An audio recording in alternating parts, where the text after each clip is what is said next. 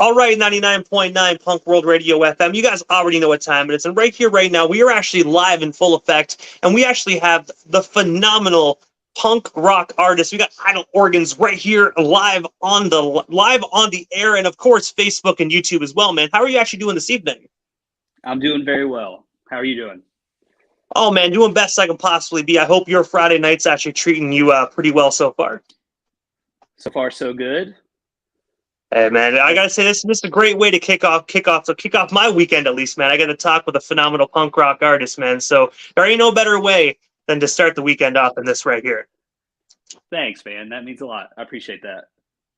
But I know you're a busy guy, man. So of course I'm not going to take you away from your Friday evening too long. But I got to take you back to the beginning of your amazing career this far, and I have to ask, man, like what inspired you and sparked your career within the music industry initially, man? Because you were such a talented, gifted artist. Again, thank you. I appreciate that. Started playing guitar when I was like 10. I broke my leg and didn't have anything to do for, a few months. And picked up a guitar. My grandpa's guitar was sitting around and started off playing like bluegrass music because, I'm from Kentucky. So that's kind of where we start. And then as I, became a teenager and started discovering, bands that I really liked and bands that spoke to me. Started playing in a punk rock band in high school, and my stepdad was in the Navy in the 80s, and he recorded a lot of alternative radio stations. So like he kind of turned me on to bands like the Ramones and Dead Kennedys and the Smiths and like Agent Orange and Bauhaus and like all kinds of different bands. So that really kind of opened my mind a lot to, different music other than what was on the radio at the time. You know what I mean? And also, going back to a few moments ago when you actually said that you actually played in a punk rock band in high school, did you guys actually create any recordings? And if so, fans of yourself, how can they actually go back and hear the earlier recordings of you at your humbling beginnings? We did have some recordings, and one of the last recording we ever did, one of the engineers helped engineer some Reliant K records, and which was pretty cool, and they sound awesome still to this day, but they are not available anywhere. They are on my phone. They're on the other guys that were in that band. They have them, but we haven't put them up anywhere, for people to listen to. And it's we've talked about it. It would be awesome to get it out there and see what people think. And I got to say, me listening to you as a solo artist, I absolutely love it. So I'm trying to right now picture in my head you in a band. If you don't let me ask, because obviously by the sounds of it, you guys are still in contact. Do you think there's any way you guys might get together for a reunion concert or maybe like one more album? Or is that just something you guys want to leave in the high school days? It would be a blast to do that. But life happens. One of our guys is in Colorado. I'm in Kentucky. One of the other guys is in Tennessee, fairly close, so it, I don't know. It would be a blast to make that happen, but I don't know if it'll ever happen. We may get together and, just play around and try to remember all the songs because it's been so long. But I was in a touring band for 9 years and actually got to see the world and, got to do some really cool stuff. And after leaving that band, kind of got back into my roots as, the pop punk world, punk rock world. Because that band was a lot different. It was similar in ways, but a lot different from that world. And also as well, February 14th of 2023, you actually released not one but two songs titled In Love with Love and, of course, Delicate Air. I was wondering if you can actually tell us a bit more about these two newer releases. And, of course, where can we actually buy or stream them today?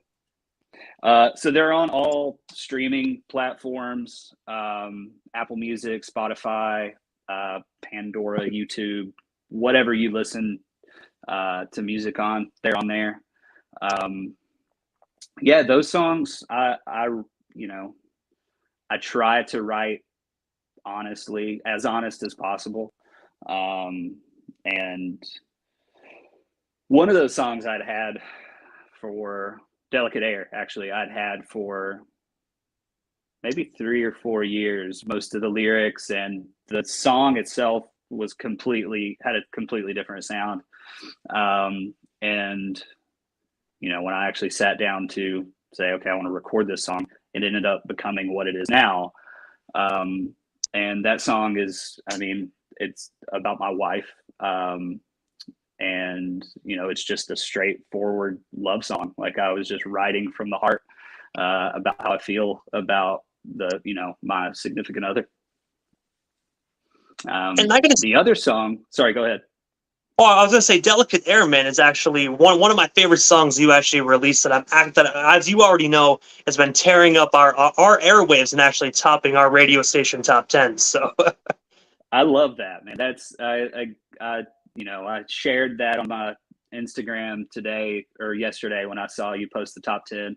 I think it's the third week in a row, maybe. I believe so. Yeah, I just realized one of the platforms that I'm associated with actually gives you the top 10. So I'm like, sweet, I gotta share this with the artists. That's cool, and that's so awesome to see, and makes me feel, you know, it validates me a little bit, and makes me feel really good. And I have so much. In the post, I said, you know, gratitude being at the top of the list, because I am grateful that, you know, something that came from inside my head and what I was feeling and what you know, honestly, I write a lot of songs just for me, you know, that I'm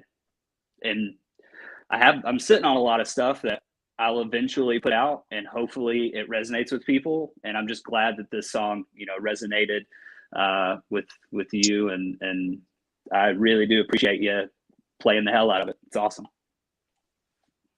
And I do know a few moments ago you were actually just about to speak about "In Love with Love." I got to say, another phenomenal release that you have as well. I got to say, the only complaint I have is putting both of those songs together, man, because it makes you have to choose a favorite, man, which is really hard. Like, for me, that's a good problem to have, I guess. But and that song again is just, you know, I released it on Valentine's Day, so I was like, why not release a couple of love songs? You know, everybody loves love, right? And yeah, that song, the first verse was about my friends, you know, Jules and Wesley, who got married in a cemetery. So I was like, all right, I want to write about it, and it was really cool, and it worked, and sounds good in the song. Second verse was about my wife.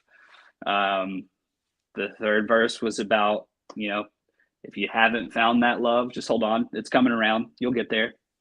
So, yeah. And also as well, pertaining to these two releases, I also saw as well that that it actually was released through Righteous Dude Recordings. I was wondering if you can actually just tell us a bit more about that company, and of course, what was it like actually just working with them for these two releases? That's just me.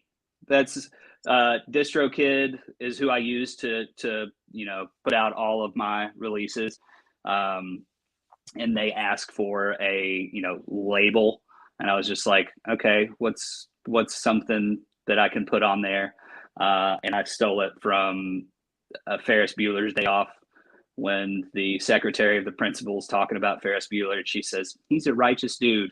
I was like, okay, that's what I'm going to call it. So yeah, it was great working with them. They were nothing but hospitable. And, you know, anything I wanted to do, I could do it, because it's just me. And I really do love the Ferris Bueller's Day Off reference, man. One of, if not the best movies of all time. Yeah, absolutely. And obviously, because you actually have a phenomenal name here, man. It's catchy. Obviously, you know, obviously it's based upon an amazing movie. Do you ever have a feeling that, like, you might want to launch this as an actual label and actually sign other punk rock acts, or is this just something you want to use for just strictly for your own releases? I think it's just strictly going to be for, you know, Idle Oregon stuff. Just mainly because you know, I work a full-time job. Music is not my gig, but I love, like, it's in me. I've got to get it out. I did it, you know, professionally for 9 years. And it's just, I feel like I have to get it out of me, and I have to do it when I have time to, which is great. And it's great that I do have the time to do that from time to time. So yeah, no plans on signing any other artists. I have, like I said, I'm probably sitting on 10 to 12 songs that will eventually be released. No plans really as far as doing a full length. I'll probably just release them as I finish them, because it's literally me and my computer and my instruments, and that's it. So. And when you said a few moments ago, I know beginning of the interview, you mentioned how you got the opportunity to tour the world for many years as a touring artist. I was wondering if you can actually just tell us one of your most fondest memories of that particular tour, because obviously you got to see the world, man. You saw a lot of stuff that other normal individuals don't get the opportunity to see every day. Yeah, it was a lot of really cool stuff. Probably, I got to meet Adele. That was really amazing. And Robert Plant, I got to meet him all in the same day, which was pretty nuts. The band I was in, we did a show called Later with Jules Holland, which is a huge BBC. It's like a late night show, but it's all musical guests. And Adele was on there, and Robert Plant with Band of Joy was on there. So that's kind of hard to beat, meeting those two, because they are, just amazing artists. And also as well, I read on your Instagram that on May 9th, you actually announced that you were actually working on a brand new song alongside Jay Willis of Thunder Sound Studios. I was wondering if you can actually tell us a bit more about this particular track. And of course, what is it like actually working alongside Willis in the studio? It is awesome. If you ever get a chance to check out some of the stuff he has done, it's phenomenal. It sounds so good. I try to make stuff sound good just by trial and error. Jay actually knows what he's doing. And so to be able to work with someone like that is really exciting. The track is called Old Dogs, New Tricks. And yeah, I actually just nailed down a live drummer, because I do everything. I program drums and use MIDI loops and stuff for the tracks I've released, because I am not a drummer. I can play guitar, I can play bass, and I try to sing a little bit. But I've nailed down a live drummer. So it's just a matter of getting all of us on the same schedule and getting in the schedule or getting in the studio and making it happen. But hopefully that'll be, within the next couple months. So. Yeah, I checked out Jay's Instagram as well. Such a talented individual, man. So you're definitely in the right hands, man. I'm pretty sure you know that as well. That's why you chose him to actually work alongside you. Yeah, he's awesome. He's at our local dive bar every Friday night running sound, and like, he's not just recording music, he's also a part of like live music experience. His older brother also recorded music, and he comes from some very talented blood there. And also, I know you mentioned obviously this song is like unreleased. You're still working on it currently, and you also have other songs that you've actually written that you're actually thinking about putting out in the future. With that being said, do you actually have any plans to actually release a full-length album this year in 2023 or the foreseeable future? And if so, what can we actually expect from this up-and-coming release? I struggle. I go back and forth with that, because it's like, it again, finding the time to say, all right, I'm going to finish this song. To do that with 9 other songs and then release it as a whole, when I'm chomping at the bit to release one, So it's kind of, I don't know. One day I'll feel like, okay, I'll put an EP out. And then the next day I'll say, well, maybe I'll just save it all and put it out as a full length. And then the next day I'll say, nope, this song's ready. It's good enough. Let's put it out there. Yeah, I fight with that constantly. Especially the way the music industry is today as well, man. It's so hard to decipher if you should do an EP or an album or just release single upon single, man. The music industry is so much different than what it was 10 years ago. Like nobody, I find attention spans are so short when it comes to albums. Like me, I love albums. I love having everything at once. You can actually Right. sit back in your car, listen to it on the ride home. But like everyone else, they just want singles because no one listens to a full album anymore. I don't understand how, but people's attention spans are so much shorter. Yeah, it's crazy. And it'll change 2 years from now. It'll be completely different again.